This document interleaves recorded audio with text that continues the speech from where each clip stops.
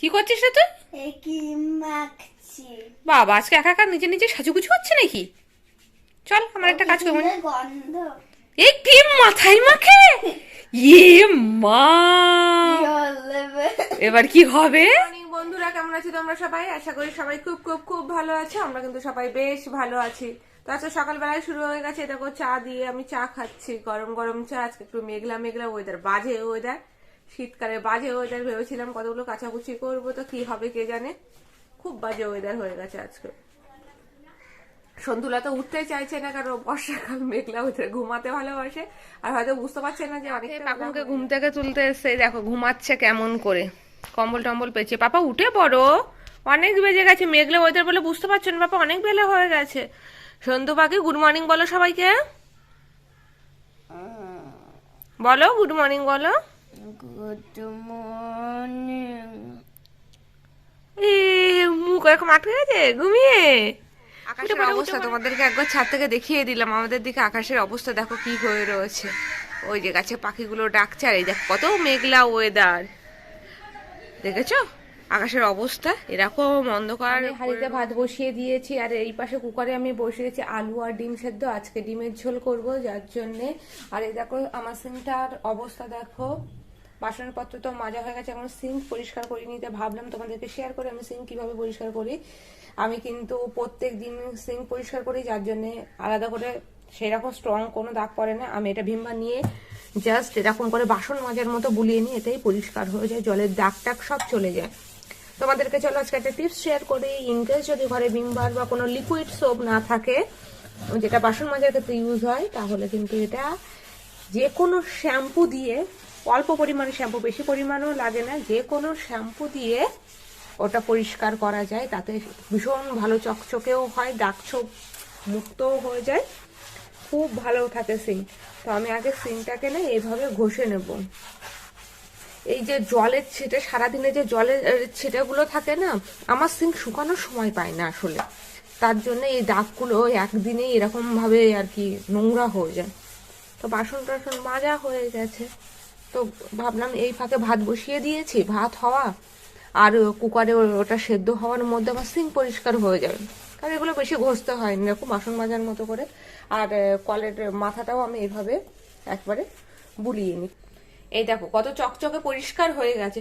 এইগুলো যদি আলসে না করে রোজ একটু পরিষ্কার করা যায়, তাহলে কিন্তু এরকম চকচকেই থাকে, আলাদাভাবে কোনোদিন এক্সট্রা এর জন্য সময় বের করতে হয় না। দেখেছো কত চকচকে হয়ে গেছে। আর এটা যদি সিঙ্কটা না ভালো একটা কাপড় দিয়ে শুকিয়ে রাখা যায়, তাহলে আরো বেশি ভালো পরিষ্কার মানে সুন্দর থাকে, জলের দাগ একদম ধরে না। কিন্তু আমি রাতের বেলায় বাসন রাতের বেলায় মাজি, এর মধ্যে আর কি ভিজিয়ে রেখে দিয়ে যাই, যার জন্য এরকম হতে এসছে মনে হয় কেউ। এখন ওদের কুকুর কোথায় চলে গেছে? ওলে বাবা, লে গরম লেগেছে হাতে, আলুগুলো দেখ ঠান্ডা হয়ে গেছে। ওলে বাবা, এ মা, এই পাখুম কাদের কুকুর কোথায় চলে গেছে বলছিস? কুকুর হ্যাঁ। রাস্তায় বেরিয়ে অনেক দূরে চলে গেছে। ও আবার বাড়ি চলে আসবে, ওদের হাঁটতে ইচ্ছা করে না বুঝি? বাড়িতে তো হাঁটতে। তাহলে তোকেও সারাক্ষণ ঘর বন্দি করে রেখে দেবো, দেখবি তোর কেমন লাগে। এই যে দেখো পাখুম আমার কত কাজ করে দিচ্ছে, ও আলু আর ডিম ছাড়া দিয়ে ডিম ভাজছো। বাবা ডিম ওইভাবে ফাটিয়ে নিতে হয় বুঝি? একটা ডিম চটকে দিয়েছে, এই দেখো পাখুম কোন ডিমটা চটকে গেছে যেন, ওই যে ওর মধ্যে আবার দিয়ে দিয়েছি, খোসা ছাড়াই ডিম চটকে ফেলেছে। আর এই দেখো আলু ছাড়িয়েছে কি সুন্দর করে। আমার কত কাজ করে দেয় জানো, তখন সত্যি খুব ভালো লাগে যে আমার হাতের কাজ করে দেয়। আর যখন আমি ডিম সেদ্ধ করি না কেন, ও চলে আসে কিন্তু ছাড়াতে, তাদের করে ছাড়ি না। নিরামিষ তরকারি করেছে আলু দিয়ে ফুলকপি দিয়ে, দেখো এরকম একটু শুকনো শুকনো হবে আর কি, এটা বসতে হবে টিফিনের তরকারি। আর এইটা হলো আমি ডিমের কারিটা করছি, দেখো কত অল্প তেল মশলাই করছে, একদম নর্মাল, একটু সাদা গোটা জিরে ফোড়ন দিয়েই আর কি, একটু পেঁয়াজ আদা রসুন আর টমেটোর পেস্ট দিয়ে আমি এটা বসিয়ে দিচ্ছি। তো আজকে দুপুরে ডিমের ঝোল রয়েছে। আর পাখুম কালকে পালং শাক করেছিলাম, পালং শাক করেছে, পাখুম আজকে পালং শাক ভাজা খেতে এসেছে, তা ওকে শুধু পালং শাক ভাজা করে দেবো। আর এইগুলো দিয়ে আমাদের হয়ে যাবে দুপুরবেলাটা। পরিমাণ মতো আমি এর মধ্যে জল দিয়ে দিচ্ছি। যাই পাখুম চলে এসছে, তো তরকারিটা এইভাবেই ঝোল ঝোল। কিন্তু নিয়ে এলাম রাস্তা থেকে একটা। দিদিয়া পাঠালো না দাদাই পাঠিয়েছে? দিদিয়া দিদিয়া পাঠালো। দেখো সাইকেলে করেছিল, আমার কত কাজ করে দেয়, দেখো সবজি এনে দিয়েছি, দাও। নিয়ে যাবো জিনিসপত্র আনতে হবে, তখন যেতে হবে। হ্যাঁ আচ্ছা 5 মিনিটের মধ্যে চলে আসবে। এই যে আবার মহারাজ বেরিয়ে গেল, এখান থেকে এই সাইকেল চালিয়ে চালিয়ে চলে গেল। 5 মিনিটের মধ্যে আবার চলেও আসবে। আসলে এখন বেশি দূরে যেতে পারে না, তো এই রাস্তাতেই যা একটু খেলা। কি করছিস রে তুই? কি মাখছি বাবা আজকে একা একা নিজে নিজে সাজুগুজু হচ্ছে নাকি? চল আমার একটা কাজ করবো। গন্ধ এই ক্রিম মাথায় মাখে, ইয়ে মা, এবার কি হবে? তেল মাথায় মেখে শীঘ্রই মুখে লাগা, দেখাতে আছে যেটুকুন আছে মুখে লাগা। ইয়ে মা ক্রিম মাথায় লাগিয়েছে, ই মা কার্টুন একখানা। চুলটাও কে আসাবে নিজে নিজে, দেখি ক্রিম মাখা কেমন আছে, এদিকে মুখটা দেখা। একটু ক্রিম লাগবে। আর চুল আসা ভালো করে, হ্যাঁ মুখে সব জায়গায় হয়ে গেছে। আরে ঠিক আছে ঠিক আছে ঠিক আছে, হিরো বানা লাগছে, নে চুল আসা। নরম নরম করতে নরম হয়েও গেছে। তাই মানে আমি সবাইকে বলুন, দাদাই দিদাকে আমি ওটা কি স্টাইলে চুল আসানো হচ্ছে? ভুলেই গেছে কি করে চুল আছে। চুল আসানো ভুলে গেছে নাকি? ছেলের অবস্থা দেখো, ওই দেখো ছেলের অবস্থা, চুল আসানোর অবস্থা দেখো। হয়েছে তো চুল আসানো? অনেক লম্বা করে করে চুল আছে। আজকে নয় বিকেলবেলা উঠে মাছিদের বাড়িতে গিয়ে ওই কাপড়টা দিয়ে আছো দাদার সাথে। পড়াশোনা না করলে সব জায়গায় যাওয়া বন্ধ করে দেবো। না দেখি কেমন চুল আসালে একটু দেখি। আরে বাস, চুল আসাতে গেলে বুঝি এরকম নাচ করতে হয়। দাদা এরকম একটুখানি করে এরকম করে। দেখো চুলের স্টাইল, এই বয়সে দেখো চুলের স্টাইল করছে আবার। দেখি দেখি কেমন লাগছে, দেখি পাখুম, দেখি একটু তাকাও,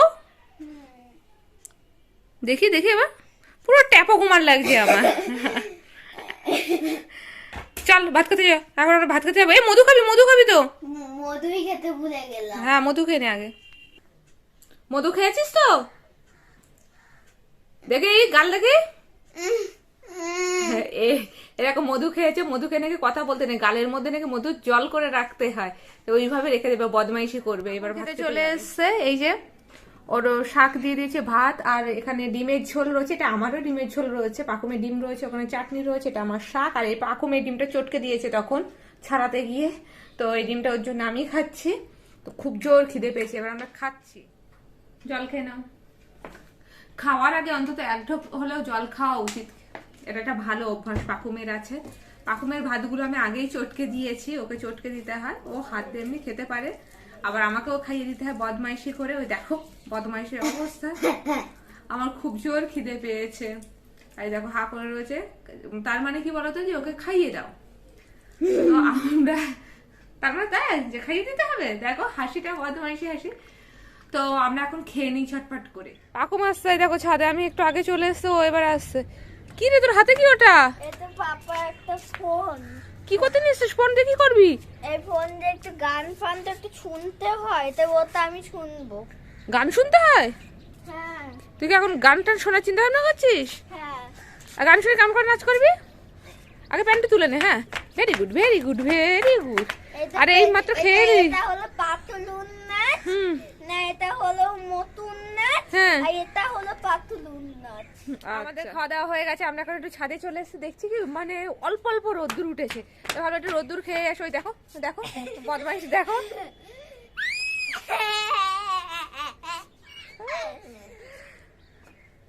দেখো বদমাইশি। তো এখন একটুখানি ছাদে থাকবো, পাকুম আবার দেখলাম গান শুনবে বলে এফএম চালায়, ও ছোট ফোনটাতে না এফএম চালায়, রাত্রেবেলায় ঘুমানোর আগে ও একটু গান টান শোনে টোনে আর কি। এক করে মামার সাথে উঠে বললাম, দেখো একটুখানি জায়গা ছিল ওখানে উঠে বললাম। তো আজকের ব্লগটা এখানে এন্ড করছি, কারণ আমরা একটু বাদে নিচে নেমে যাচ্ছি, আর নিচে গিয়ে একটু ঘুমু ঘুমু করাবো এটাকে, সন্ধ্যাবেলা আবার ভর্তি পড়াশোনা রয়েছে। তো আজকের মতো এখানে ব্লগটা এন্ড করছি। বন্ধুরা যদি ভিডিওটা ভালো লেগে থাকে লাইক শেয়ার কমেন্টস করতে কিন্তু একদম ভুলবে না, আর মুখার্জি ফ্যামিলি ব্লগসকে অবশ্যই সাবস্ক্রাইব করে রেখো। তো চলো দেখা হবে একটা নতুন ব্লগে, তো এখনকার জন্য টাটা, পাপা টাটা করে দাও। টাটা।